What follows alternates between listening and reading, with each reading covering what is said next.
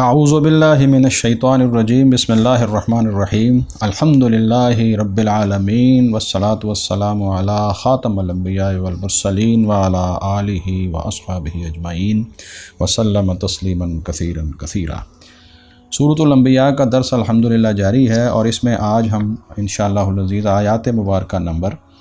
92 سے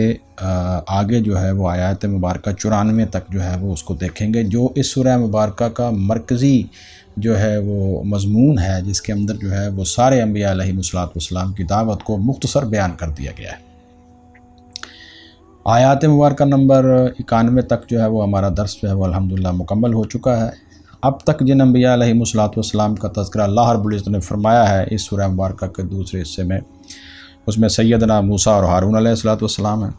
اور سیدنا ابراہیم علیہ السلام کا تذکرہ بہت زیادہ تفصیل کے ساتھ ہے، اور یہ بتایا گیا ہے کہ ان کی دعوت کا اصل میں مرکزی نقطہ کیا تھا، اور یہی اصل میں انبیاء علیہ السلام کی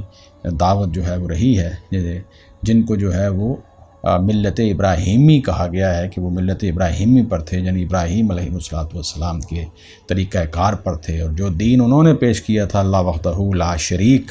کی وحدانیت کا اور توحید کا، اور شرک سے اپنے بیزاری کا اور کفر سے بیزاری کا اظہار کیا تھا، یہ ہے اصل میں مرکزی نقطہ جس کی طرف توجہ جو ہے وہ اللہ رب العزت نے دلائی ہے۔ ابراہیم علیہ السلام کے بعد سیدنا لوط علیہ السلام، اور حضرت اسحاق اور یعقوب علیہ السلام، اور حضرت نوح علیہ السلام، اور حضرت داؤد اور سلیمان علیہ السلام، اور حضرت ایوب علیہ السلام، اور حضرت اسماعیل اور ادریس اور ذوالکفل علیہ السلام، اور حضرت یونس علیہ السلام، اور حضرت زکریہ اور یحییٰ علیہ السلام، اور اس کے بعد سیدہ مریم علیہ السلام اور ان کے بیٹے حضرت عیسیٰ ابن مریم علیہ السلام کا تذکرہ کرنے کے بعد اللہ رب العزت نے آیات مبارکہ نمبر 91 سے آگے جو 92 نمبر آیت ہے اس کے اندر یہ بات بیان فرمائی ہے، ذرا توجہ سے سنیے۔ اعوذ باللہ من الشیطان الرجیم ان ھذہ امتکم امۃ واحدۃ، بلا شبہ ھذہ امتکم، یہ تمہارا دین، امۃ واحدۃ، اس حال میں کہ ایک ہی دین ہے۔ یہ امت کا لفظ جو ہے وہ کسی جماعت، کسی گروہ، کسی ایسے لوگوں کے گروہ کے اوپر بولا جاتا ہے جو کسی ایک نظریے کے، کسی ایک عقیدے کے حامل، جیسے امت مسلمہ ہے، یہ عقیدہ توحید کے اوپر ہے، دین اسلام کو ماننے والے ہیں۔ تو امت جو ہے یہ کسی مدت کے لیے بھی استعمال ہو جاتا ہے، جیسے سورہ یوسف میں استعمال ہوا ہے،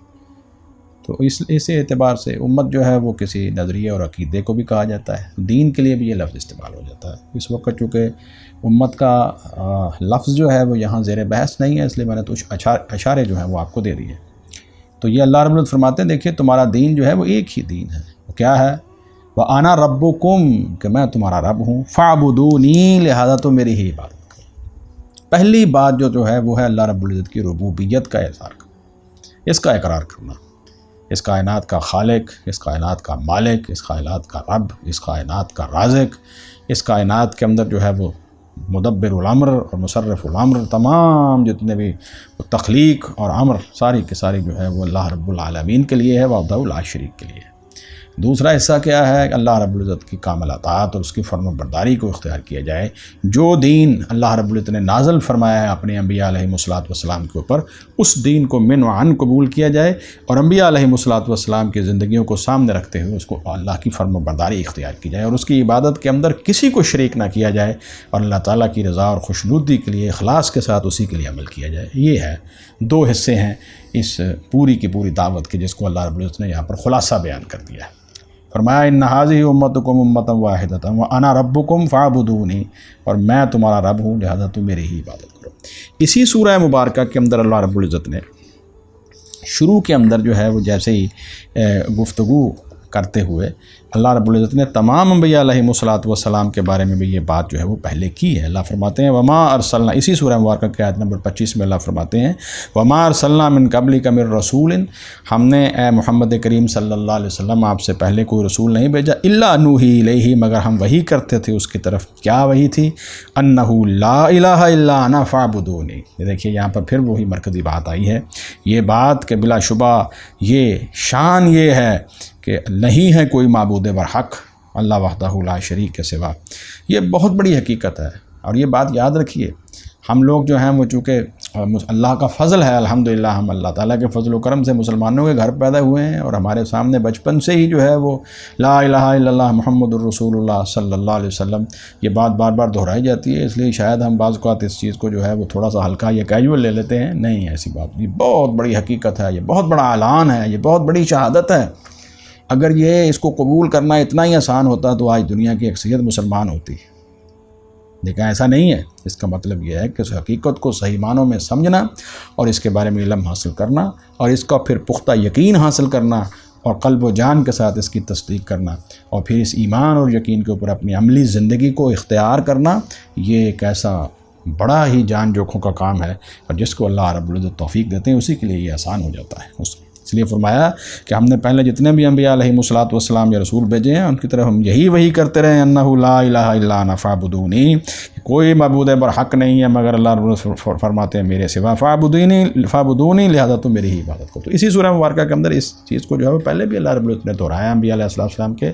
واقعات کو بیان کرنے سے پہلے۔ اب انبیاء علیہ السلام کے واقعات بیان کرنے کے بعد پھر اسی حقیقت کو دوبارہ جو ہے وہ دہرایا، لیکن ایک بات اللہ رب العزت نے اگلی آیت مبارکہ میں بیان فرمائی ہے، اور وہ ہے کہ پھر لوگ کس طرح اس سے ہٹے ہیں، کس طرح بھٹک گئے۔ ایک گروہ تو ہے ایسا بدقسمت لوگوں کا جو ایمان لایا ہی نہیں، جن کو یہ حقیقت ہی سمجھ نہیں آئی، انہوں نے توحید اختیار ہی نہیں کی، شرک کے اوپر اور کفر کے اوپر، اور اپنی جو ہے وہ خاندانی روایات کے اوپر، اور شخصیت پرستی کے اوپر، اور آباء و اجداد کی تقلید کے اوپر، اور جو بھی راہ و رسم اور رسومات تھیں اس کے اوپر چلتے رہے، اور اسی طرح ہی انہوں نے جو ہے وہ جاہلوں والی اور غفلت والی زندگی گزار کے جو ہے وہ اپنی آخرت کو برباد کر لیا، اللہ تعالیٰ معاف فرمائے۔ لیکن کچھ لوگ ایسے ہیں جنہوں نے اس کو قبول کیا، لیکن اس کے باوجود وہ ٹکڑے ٹکڑے ہو گئے۔ وہ کون تھے؟ یہ خطرناک بات ہے، اللہ تعالیٰ ہمیں سب کو محفوظ رکھے۔ فرمایا وَتَقَطَّعُوا أَمْرَهُمْ بَيْنَهُمْ، اور انہوں نے ٹکڑے ٹکڑے کر لیا اپنا معاملہ، امرہم اپنے امر کو، اپنے دین کے معاملے کو، بینہم آپس میں وہ ٹکڑے ٹکڑے ہو گئے، فرقے فرقے ہو گئے۔ اس چیز کا تذکرہ جو ہے وہ اب قرآن مجید کے مختلف مقامات سے میں آپ کے سامنے کرتا ہوں، اور پھر میں بتاؤں گا کہ فرقوں کی مذمت جو ہے وہ اللہ تعالیٰ نے کیوں کی ہے۔ فرمایا کل الینا راجعون، وہ سب ہماری ہی طرف لوٹنے والے ہیں۔ یہ جتنے بھی ہیں جنہوں نے جو ہے وہ دین کو ٹکڑے ٹکڑے کر دیا ہے اور فرقوں میں بٹ گئے ہیں، یہ سارے ہماری طرف لوٹنے والے ہیں، اور جب ہماری طرف لوٹیں گے تو پھر ہم ان کے سامنے بالکل حقیقت واضح کر دیں گے کہ کون حق پر تھا اور کون جو ہے وہ باطل پر تھا۔ اسی حقیقت کو اللہ رب العزت نے سورہ المؤمنون کے اندر، جو قرآن مجید کی سورہ انبیاء کے بعد 23 نمبر سورہ مبارکہ ہے، اس کی آیات مبارکہ نمبر 51، 52 اور 53 کے اندر اللہ رب العزت نے، اور اس سے پہلے بھی اللہ رب العزت نے حضرت مختلف حضرات انبیاء علیہم السلام کا تفصیلی تذکرہ فرمایا ہے، جس میں حضرت نوح علیہم السلام کا تذکرہ، پھر اللہ رب العزت نے بغیر نام لیے ہوئے بہت سارے انبیاء علیہ السلام کا حوالہ دیا ہے، پھر اللہ رب العزت نے حضرت موسیٰ اور ہارون علیہ السلام کا تذکرہ کیا ہے، پھر حضرت عیسیٰ علیہ السلام کا تذکرہ کرنے کے بعد اللہ رب العزت فرماتے ہیں یا ایھا الرسل، اے رسولو، اے میرے انبیاء و رسول، کلوا من الطیبات، دیکھو تم پاکیزہ چیزوں میں سے کھاؤ، یعنی جن چیزوں کو اللہ رب العزت نے حلال کر دیا ان کو تم نے جو ہے وہ اپنی خوراک کا حصہ بنانا ہے، اپنے کھانے پینے کا حصہ بنانا ہے، حرام سے بچنا ہے۔ وَاعْمَلُوا صَالِحًا، اور عمل کرو نیک۔ دیکھیے پہلی بات یاد رکھیے ایمان ہے، اس کے بعد رزق حلال ہے، اس کے بعد عمل صالح ہے۔ عمل صالحہ کی بنیاد ایک طرف ایمان ہے، دوسری طرف رزق حلال ہے۔ بہت سارے ایسے آپ دیکھیے اگر ایمان نہیں ہے تو پھر عمل صالح تو قبول ہی نہیں ہوتا، کوئی نیکی نہیں بنتی۔ دنیا کے لحاظ سے اگر وہ کوئی نیکی کر بھی رہا ہے تو اس کا اجر اللہ رب العزت جو ہے وہ دنیا کے اندر اس کا ریوارڈ دے دیں گے، آخرت میں اس کے لیے کوئی حصہ نہیں ہے۔ اگر کوئی آدمی چاہتا ہے کہ اس کو دنیا اور آخرت دونوں جگہ کے اوپر فلاح اور کامیابی ہو اور وہ سرخرو ہو تو اس کے لیے ایمان شرط ہے، اور اگر وہ چاہتا ہے کہ اس کے یہ اعمال بچ جائیں تو پھر اس کے لیے یہ ہے کہ وہ حرام سے بچے اور حلال اختیار کرے اور تقوی اختیار کرے، پرہیزگاری اختیار کرے، پھر اس کے اعمال جو ہیں وہ بچ بھی جائیں گے۔ اعمال تھوڑے بھی ہوئے تو اللہ رب العزت کے اندر جو ہے وہ بہت بڑی برکت پیدا فرما دیں گے، اور بہت بڑی اللہ رب العزت اس کے اوپر جو ہے وہ اس کو بڑھا کر کئی گنا بڑھا کر اس کو اجر عظیم عطا فرمائیں گے، اور ان اعمال کو قبول بھی فرمائیں گے۔ تو اعمال کی قبولیت کا دار و مدار جو ہے وہ دین اسلام کے اندر ایمان کے بعد رزق حلال ہے۔ یا ایھا الرسل، اے رسولو، کلوا من الطیبات، تم کھاؤ پاکیزہ چیزوں میں سے، واعملوا صالحا، اور نیک عمل کرو، انی بما تعملون علیم، بے شک آپ جو کچھ بھی تم عمل کرتے ہو اے میرے انبیاء اور رسول، میں خوب جاننے والا ہوں۔ پھر دیکھیے وہی الفاظ جو سورہ انبیاء میں ہیں، لیکن کم و بیش ان کے اندر الفاظ کا تھوڑا بہت فرق ہے۔ فَإِنَّ هَٰذِهِ أُمَّتُكُمْ أُمَّةً وَاحِدَةً، اور بلا شبہ یہ تمہاری امت ایک ہی امت ہے، یہ تمہارا دین ایک ہی دین ہے، اور کیا ہے وَأَنَا رَبُّكُمْ، اور میں تمہارا رب ہوں، فَاتَّقُونِي، لہذا تم مجھ سے ہی ڈرو، میرا ہی تقوی اختیار کرو، میرے لیے پرہیزگاری اختیار کرو۔ اب دیکھیے وہاں کیا تھا وَأَنَا رَبُّكُمْ فَاعْبُدُونِي، اور یہاں کیا ہے وَأَنَا رَبُّكُمْ فَاتَّقُونِي۔ دیکھیے اس کے بعد وہی الفاظ فَتَقَطَّعُوا أَمْرَهُمْ بَيْنَهُمْ، پھر انہوں نے جدا جدا کر لیا اپنے معاملے یا دین کو، بینہم آپس میں، زبراً ٹکڑے ٹکڑے کر دیا، ٹکڑے ٹکڑے کر کے اس علیحدہ علیحدہ ہو گئے۔ کل حزب بما لدیہم فرحون، ہر ایک گروہ کے لوگ اسی پر جو ان کے پاس ہے خوش ہیں، دوسرے کی کوئی بات سننے کے لیے تیار نہیں ہے۔ دیکھیے ایک کتاب جو ہے وہ حضرت موسیٰ علیہ السلام کے بعد جو لوگوں کے لیے امام و رحمہ بنائی گئی وہ تورات تھی، لیکن دیکھیے یہود کے آگے فرقے کتنے بن گئے، عیسائیوں کے کتنے فرقے بن گئے، بلکہ وہ ایک دوسرے کو کہتے تھے وقالت الیہود لیست النصارى علی شیء، وقالت النصارى لیست الیہود علی شیء۔ سورہ بقرہ کی آیت مبارکہ کے الفاظ آگے پیچھے نہ ہو جائیں۔ یہودیوں نے کہا عیسائی جو ہیں وہ کسی راستے پر نہیں ہیں، بالکل گمراہ ہیں، عیسائیوں نے کہا یہودیوں کے پاس کچھ نہیں، یہ گمراہ ہیں، حالانکہ آگے اللہ رب العزت نے یہ آیت مبارکہ کے الفاظ آگے یہ ہیں وہم یتلون الکتاب، اللہ کی کتاب دونوں ہی پڑھتے ہیں۔ دیکھیے تورات کے اندر جو ہے وہ اور صحائف اور زبور اور انجیل جو ہے وہ سارے ایڈ ہوتے رہے ہیں۔ انبیاء علیہ السلام کو اللہ تعالیٰ نے جو وحی نازل فرمائی ہے، ان انبیاء علیہ السلام نے تورات کے اندر جو تبدیلیاں کی جاتی تھیں اور جو اس کے اندر جو ہے وہ کمی بیشی کرنے کی کوشش کی جاتی تھی، انبیاء علیہ السلام اس کی اصلاح بھی فرما دیتے تھے، اور اللہ کی طرف سے جو وحی نازل ہوتی تھی وہ بھی اس کا حصہ بن جاتی تھی۔ تو یہ کتاب ایک تھی، لیکن یہ ٹکڑے ٹکڑے ہو گئے۔ دیکھیے جب انسان جو ہے، اور آج ہماری امت مسلمہ کا بھی یہی حال ہے، اللہ تعالیٰ ہمیں محفوظ فرمائے۔ دیکھیے ایک ہے آپس میں اختلاف رائے ہو جانا، کسی مسئلے کو، دین کے کسی معاملے کو، کسی چیز کو سمجھنے کے اندر جو ہے وہ فہم کا اختلاف ہو جانا، یہ تو صحابہ کرام میں بھی تھا، ائمہ میں بھی تھا، اور دین اور اس وقت کے علماء کے درمیان بھی ہے، اور جو آدمی بھی غور و فکر کرے گا، دین کے اسکالرز ہوں گے، اور دنیا کے اندر بھی آپ لوگ دیکھ لیں، میڈیسن میں آپ لوگ دیکھ لیں، ایگریکلچر سائنسز کے اندر آپ لوگ دیکھ لیں، آئی ٹی پروفیشنز کے اندر دیکھ لیں، ایون یہ لاء کے اندر دیکھ لیں، مختلف ججز اور وکلاء کی قانون کے ایک ہی پہلو کی تشریح اور انٹرپریٹیشن کرتے وقت اس میں اختلاف ہو جاتا ہے۔ تو اختلاف رائے جو ہے، یہ فہم کا اختلاف جب ہو جائے تو اس کے اندر یہ دیکھا جاتا ہے کہ کون سی چیز جو ہے وہ اقرب الی الصواب ہے، صحیح کے قریب ترین کون سی ہے۔ یعنی اب کیا ہوگا دین کے معاملے میں، کتاب و سنت کے قریب کون سی چیز ہے ہم اس کو قبول کر لیں گے، اور ہم جو ہے وہ دوسرے آدمی کو معذور سمجھیں گے۔ جس آدمی نے کوشش کی ہے، پوری محنت کی ہے، اور اپنی سمجھ کے ساتھ اس نے ایک مسئلے کا حل پیش کیا ہے، اور اس کی وہ کوشش صحیح ہے، تو اللہ تعالیٰ کی طرف سے وہ دو جو ہے اس کو اجر حاصل ہوں گے، چاہے وہ حاکم وقت ہے، چاہے وہ جج ہونے کی حیثیت سے فیصلہ کر رہا ہے، چاہے وہ دین کے معاملے میں لوگوں کی رہنمائی کر رہا ہے۔ دوسری صورت یہ ہے کہ اس نے کوشش تو کی ہے، لیکن وہ اپنی کوشش کے اندر جو ہے اس نے فیصلہ دے دیا ہے کہ یہ بات اس طرح ہے، لیکن بعد میں پتہ چلا کہ وہ دوست نہیں تھی، لیکن اس کی نیت صحیح تھی، تو اس کو بھی ایک اجر مل جائے گا کیونکہ اس نے کوشش کی ہے۔ تو یہ بات جو ہے یہ تو جاری رہے گی، فہم کا اختلاف جو ہے یہ بڑی چیز نہیں ہے، کیونکہ دین کے عملی تعبیر میں اور اس کی عمل نفاذ میں، جس کو ہم کہتے ہیں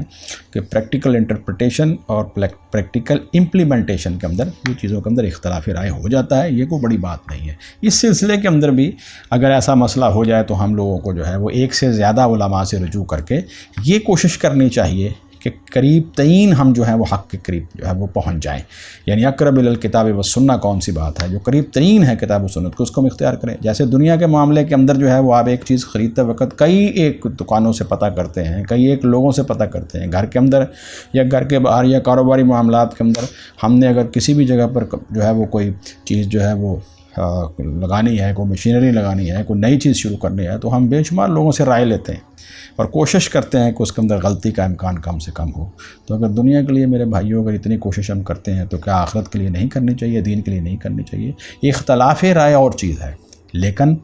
فرقہ بازی، دین کو ٹکڑے ٹکڑے کر دینا، تفرقہ کا شکار ہو جانا، اور پھر یہ سمجھنا کہ میں ہی صحیح ہوں اور دوسرے سارے غلط ہیں، اور پھر اس کے اوپر جو ہے وہ کفر کے فتوے شروع ہو جائیں اور دل کے اندر بغض اور نفرتیں پیدا ہونا شروع ہو جائیں، بلکہ دوسرے کی عزت، جان، مال اور عزت کا تحفظ بھی نہ رہے اور قتل و غارت تک اور فساد تک بات پہنچ جائے۔ یہ ہے وہ اصل نقطہ جس کی قباحت کی طرف اللہ رب العزت یہاں پر اشارہ فرما رہے ہیں، اور یہ بہت سخت جرم ہے۔ اس جرم کو اللہ تعالیٰ نے سورہ آل عمران کے اندر جو ہے وہ ارتداد کے برابر کفر جرم قرار دیا ہے کہ وہ لوگ اس طرح جو فرقے ہو گئے وہ سمجھیے کہ مرتد ہو گئے ہیں، وہ ایمان لانے کے بعد انہوں نے کفر اختیار کر لیا ہے، اور اللہ رب العزت جو ہے وہ ہمیں،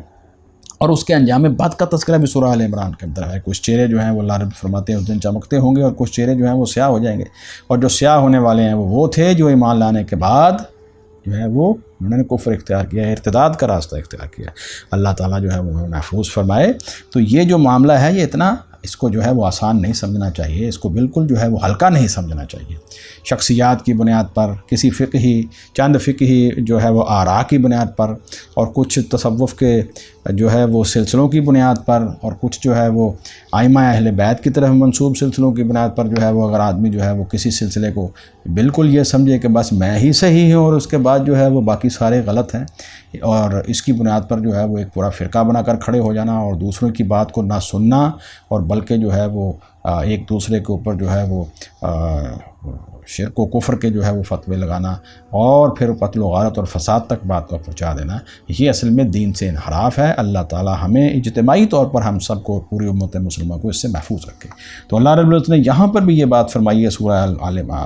المؤمنون کے اندر، فَتَقَطَّعُوا أَمْرَهُمْ بَيْنَهُمْ زُبُرًا، پھر انہوں نے جدا جدا کر لیا اپنے معاملے دین کو آپس میں ٹکڑے ٹکڑے کر کے، كُلُّ حِزْبٍ بِمَا لَدَيْهِمْ فَرِحُونَ، پھر ہر ایک گروہ کے لوگ اسی پر جو اس کے پاس ہے خوش ہیں، یعنی دوسرے کی بات سننے کے لیے تیاری نہیں ہے۔